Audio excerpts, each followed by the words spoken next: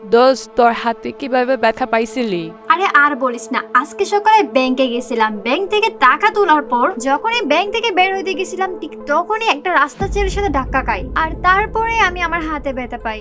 আচ্ছা, তোর যে ধাক্কা দিল, পরে তোরে সরি বলে নাই? হ্যাঁ হ্যাঁ, আমাকে সরি বলছিল। এরপর আবার ব্যাংকের ম্যানেজার এসে আমাকে সরি বলছিল। এমনকি ম্যানেজার আমাকে গাড়ি পর্যন্ত এগিয়ে দিয়েছিল। আর আমার মনে হয় আমি যাওয়ার পর ওই রাস্তার ছেলেকে গাড় ধাক্কা দিয়ে বের করে দিছিল।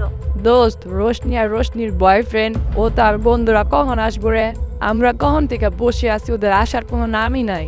আসবে আসবে, আমি তো একটু আগে ফোন দিলাম, রোশনি বলল কাছাকাছি চলে আসছে। দোস্ত, আমার কিন্তু রোশনির বয়ফ্রেন্ড অমিত রে অনেক ভালো লাগে। অমিত যদি রোশনির বয়ফ্রেন্ড না হইয়া আমার বয়ফ্রেন্ড হইতো, কতই না ভালো হইতো। কি উল্টা পাল্টা বলতেছিস? রোশনি আমাদের বান্ধবী হয় না? আর বান্ধবী হয়ে বান্ধবীর বয়ফ্রেন্ডের উপর নজর দিস? আর আমি তো ওয়েট করতেছি রোশনির বয়ফ্রেন্ড অমিতের বন্ধুদের জন্য। এই সেই কোয়েল যার সাথে আজ সকালে প্রিমিস ধাক্কা খায়। কোয়েল প্রিমিসের সাথে ধাক্কা খাওয়ার কথা তার বান্ধবীদের বলেছিল। আর আজকে কোয়েল এই রেস্টুরেন্টে এসেছে রোশনি ও তার বয়ফ্রেন্ড অমিতের বন্ধুদের সাথে দেখা করার জন্য। কোয়েল আর তার বান্ধবীরা মূলত এসেছে অমিতের বন্ধুদের পটানোর জন্য। কিন্তু কোয়েল তো জানে না আজকে যেই ছেলেটার সাথে সকালে ব্যাংকে ধাক্কা খেয়েছিল সেই ছেলেটি অমিতের বন্ধু প্রিমিস। যখন কোয়েলের সাথে প্রিমিসের আবার দেখা হবে, কি হবে তখন জানতে চাইলে শেষ পর্যন্ত ভিডিওটি দেখতে থাকুন। কিরে প্রিমিস, কি হইলো? দাঁড়ায় পড়লি কেন? রেস্টুরেন্টের ভিতরে চল। দিবস, তোরা একটু ভিতরে যা, আমি একটু ওয়াশরুম থেকে আসতেছি। এরপর রোশনি ও তার বয়ফ্রেন্ড অমিত আর দিবস ও সাকিব রেস্টুরেন্টের মধ্যে ঢুকে যায় আর প্রিমিস ওয়াশরুমের দিকে যায়। এরপর রোশনিরা যখন রেস্টুরেন্টের ভিতরে ঢুকে, কোয়েল ও তার বান্ধবীরা তো অমিতের বন্ধুদের দেখে অবাক হয়ে যায়। তাদের মন খারাপ হয়ে যায় অমিতের বন্ধুদের দেখে। তারা মনে মনে ভেবে রেখেছিল অমিতের বন্ধুরা হয়তো অমিতের মতোই সুন্দর হবে, কিন্তু এরকম কিছু না হয় তাদের মন ভেঙে যায়। কিরে রোশনি, তুই না বললি অমিতের 3জন বন্ধু আসবে, তো আরেকজন কই? আরেকজন একটু ওয়াশরুমে গেছে, ও এখন এসে পড়বে। অমিত, তোমার ইমো নাম্বারটা দিও তো, পড়ালেখার ব্যাপার নিয়ে কিছু কথা ছিল তোমার সাথে। অমিত তো ইমোটিমো এগুলা চালাই না, আর অমিত তো পড়ালেখা তেমন করে না, আমার সাথেই কলে বিজি থাকে। সবাই যখন টেবিলে একসাথে বসেছিল, ওই টেবিলে শুধুমাত্র একটি চেয়ারই খালি ছিল, আর ওই চেয়ারটিতে প্রিমিস এসে বসবে। রোশনির বান্ধবীরা তো অমিতের বন্ধুদের দেখে মন খারাপ করেছিল। যখনই শুনেছে আরেকজন আসবে, তখন তারা ভেবেছিল ওই ছেলেটি মনে হয় অমিতের মতো হ্যান্ডসাম হবে। আর ঠিক তখনই ওইখানে হাজির হয় অমিতের বন্ধু প্রিমিস। প্রিমিস আসার পর দূর থেকেই কোয়েলকে দেখে চিনে ফেলে। শুধু তাই নয়, কোয়েলও প্রিমিসকে দেখে চিনে ফেলে। এখন কোয়েল কি প্রিমিসকে অপমান করবে?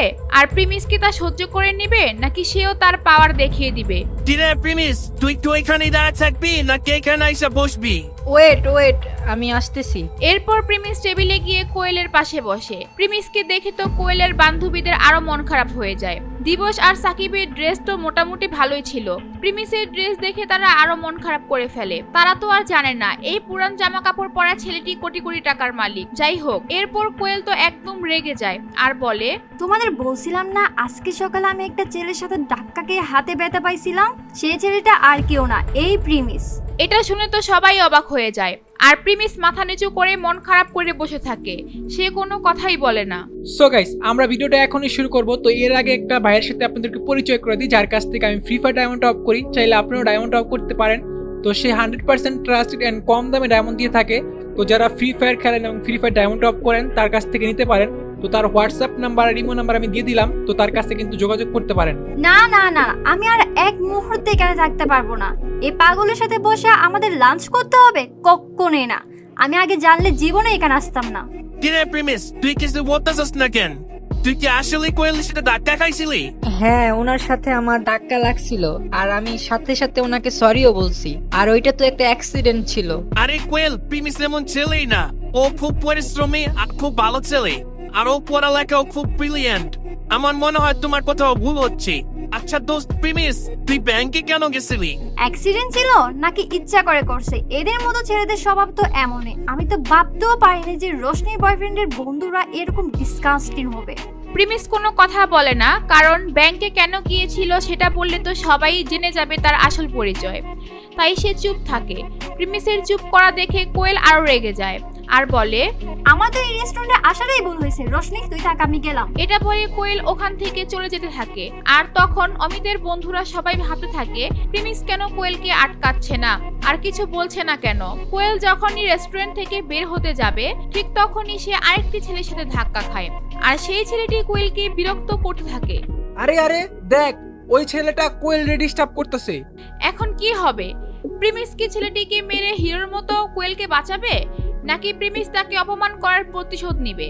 আর যদি প্রিমিস ওই ছেলের সাথে মারামারি করতেও যায়, সে কি পারবে ওই ছেলের সাথে? কি হবে এরপর সেটা জানতে চাইলে দিবস গেমিং এর ইউটিউব চ্যানেলে সাবস্ক্রাইব করে নোটিফিকেশন বাটনটি বাজিয়ে রাখেন। আর গাইস, আপনারা যারা ফ্রি ফায়ার ডায়মন্ড টপ করতে চান তারা কিন্তু এই হোয়াটসঅ্যাপ নাম্বারে যোগাযোগ করতে পারেন, অনেক কম দামে এখান থেকে ডায়মন্ড নিতে পারবেন।